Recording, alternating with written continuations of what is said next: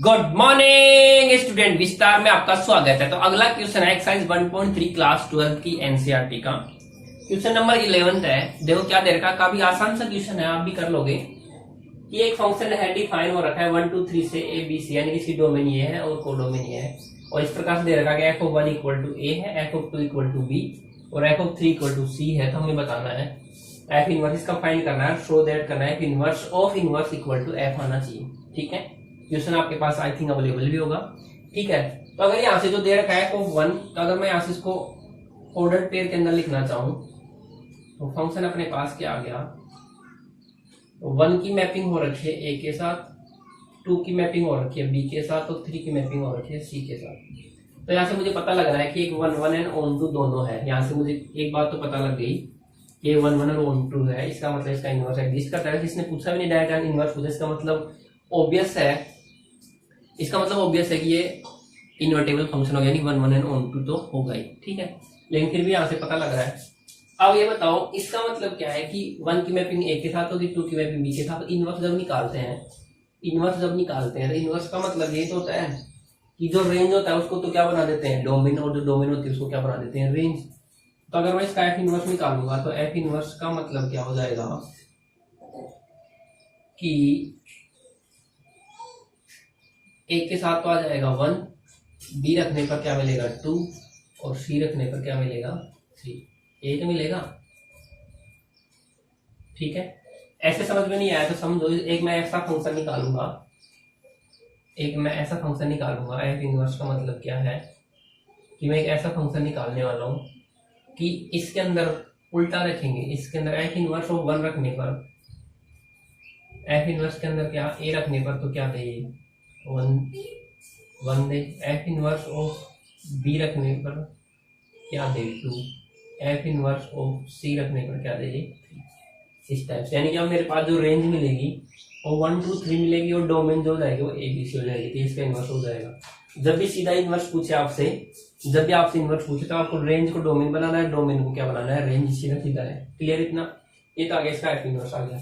आगे क्या पूछा है कि शो कर रहा है f इनवर्स ऑफ इनवर्स आना चाहिए, तो ये तो आगे इसका इनवर्स। अब अगर मैं वापस इसका इनवर्स निकालूंगा तो अब वापस डोमेन है वो तो क्या हो जाएगी रेंज हो जाएगी, और रेंज है वो क्या हो जाएगी डोमेन। यानी कि 1 की मैपिंग अब a के साथ हो जाएगी, 2 की मैपिंग हो जाएगी b के साथ और 3 की मैपिंग हो जाएगी c के साथ।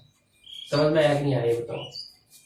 अब ये जो फंक्शन है इसको f इनवर्स मान लो, ये कुछ फंक्शन इसका भी इनवर्स निकालना है, तो वापस 1 की मैपिंग किसके साथ हो जाएगी a के साथ, क्योंकि जो a है वो तो क्या बन जाएगा रेंज बन जाएगी, a तो हो जाएगी रेंज और 1 हो जाएगी डोमेन। ऐसे b रेंज 2 डोमेन, तो 2 रखने पर b, 3 रखने पर c देगा। तो एक्चुअली में इसको देखा तो मेरे पास क्या है, ये f ही तो आ गया, वापस क्या मिल गया f मिल गया। तो ये क्या मिल गया मेरे पास, ये वापस क्या आ गया f। ठीक है, क्लियर इतना? तो इस प्रकार से मैंने इसको प्रूव कर दिया। ज्यादा हार्ड नहीं है, सिंपल, आपको सिर्फ याद रखना है। तो इन्होंने प्रॉपर्टी को यूज करने के लिए बोला है, क्या बोला है, प्रॉपर्टी को यूज करने के लिए बोला है। ये प्रॉपर्टी आपको याद रखनी है कि f इनवर्स ऑफ इनवर्स वापस वही फंक्शन आ जाता है। ठीक है, अगला देखो क्वेश्चन नंबर 12। क्वेश्चन नंबर 12 में देखो क्या दे रखा है,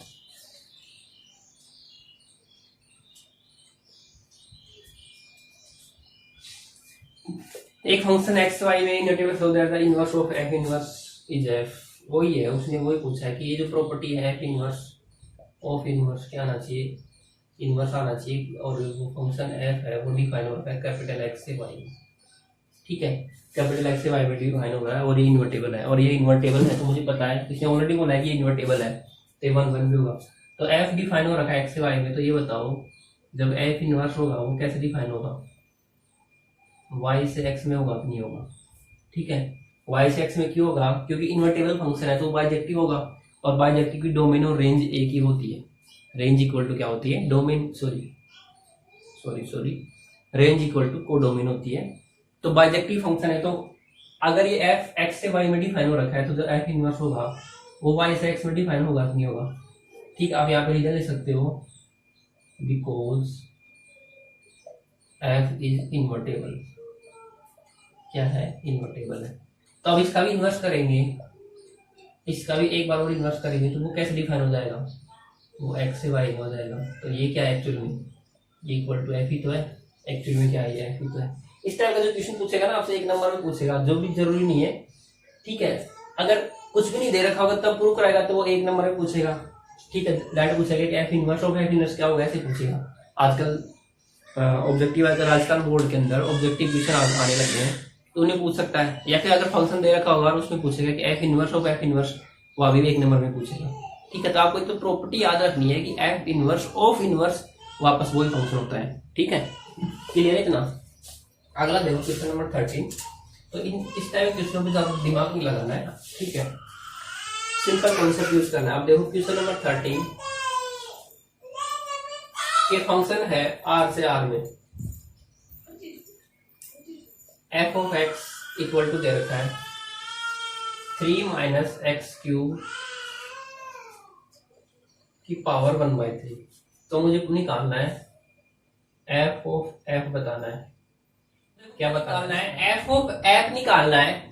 तो एफ एक्स दे रखा है 3 माइनस एक्स क्यूब की whole power 1/3। F of F तो देखो कितना आसान क्वेश्चन है।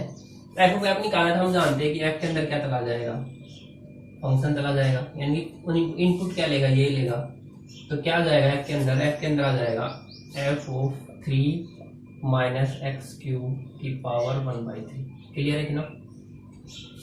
अब समझो, अगर तुमने इस चीज को समझना पढ़ना सीख लिया कि फंक्शन के अंदर एक्स रखा तो क्या कहता है कि 3 माइनस जो भी रखा उसकी पावर 3 और उस टोटल की पावर 1/3। तो मैंने रखा ये है, तो जो भी रखा उसको पहले सबसे पहले 3 से माइनस करो, ठीक है।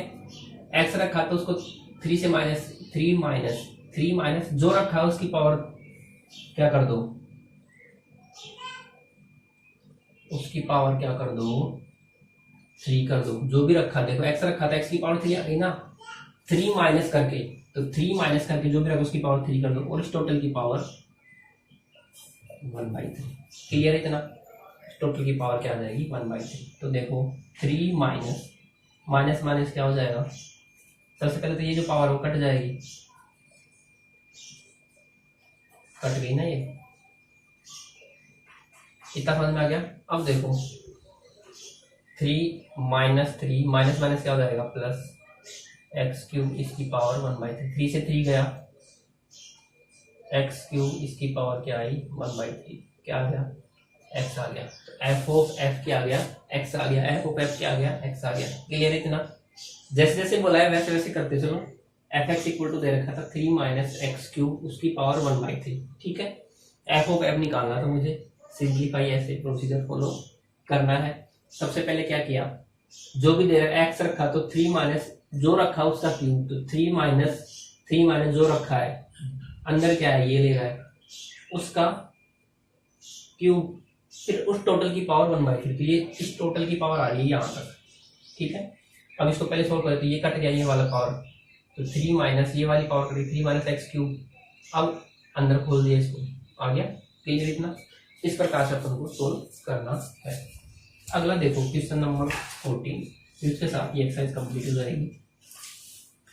देखो क्या दे रखा है कि एक फंक्शन है एफ,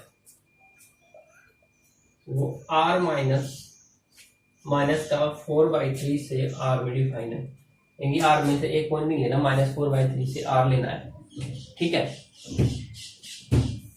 एफ एक्स कैसे दे रखा है, एफ एक्स इक्वल टू दे रखा है 4x अपॉन में 3x + 4। तो inverse of f is map g, ठीक है। तो इसका इनवर्स निकालना है सीधा सीधा। तो इनवर्स निकालने के लिए क्या करते हैं, y के बराबर मान लेंगे, तो y बराबर 4x + 3x + 4, क्रॉस मल्टीप्लाई कर देते हैं। 3xy प्लस का 4y equal to 4x, x को इधर ले आएंगे, 3xy माइनस का 4x उधर जाके माइनस का 4y हो जाएगा। यहाँ से x कॉमन ले लो, तो 3y माइनस का 4 इक्वल टू माइनस का 4y। यहाँ से x इक्वल टू क्या आ जाएगा, माइनस का 4y अपॉन में 3y माइनस का 4। इस टाइप से आ रहा है 3y माइनस का 4। अब क्या करो, आप इसको माइनस पर हटाना चाहते हो तो नीचे वाले को रिवर्स कर दो। तो एक्चुअल में क्या आ गया अपने पास, x इक्वल टू क्या आ गया 4y अपॉन में 4 माइनस 3y, ठीक है। और यही क्या है, f इनवर्स है।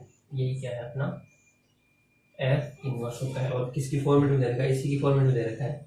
इसको जी बोला इसने, तो जी ऑफ वाई क्या आ जाएगा 4y अपॉन में 4 माइनस 3y, और y should not be equal to 4/3। तो इसने खुद ही बोला है कि g की जो मैपिंग हो रखी है वो r minus of 4/3, r minus, हाँ उधर से लिया है ना उसने, माइनस ऑफ माइनस 4/3 इस वाले से उठाया है। ठीक है, क्लियर है। तो अपना कौन सा आ जाएगा, ऑप्शन नंबर बी आ जाएगा, ऑप्शन नंबर बी। तो आई थिंक इसी के साथ अपनी एक्सरसाइज कंप्लीट हो गया। फिर भी एक बार अपन कंफर्म कर लेते हैं कि ऑप्शन नंबर बी आ रहा है क्या। मेरे हिसाब से बी आना चाहिए, हाँ बी है। ठीक है, तो इस प्रकार से अपनी एक्सरसाइज कंप्लीट हो गई है। फिर भी अगर कोई डाउट रह जाता है इन्वर्स और कंपोजिशन फंक्शन में तो आप मुझे कमेंट जरूर कीजिएगा, मैं एक्सप्लेन कर दूंगा जहाँ पे भी आपको डाउट आ रहा हो किसी भी क्वेश्चन में या एग्जाम्पल में। ठीक है, तो आज के लिए बस इतना ही, थैंक यू।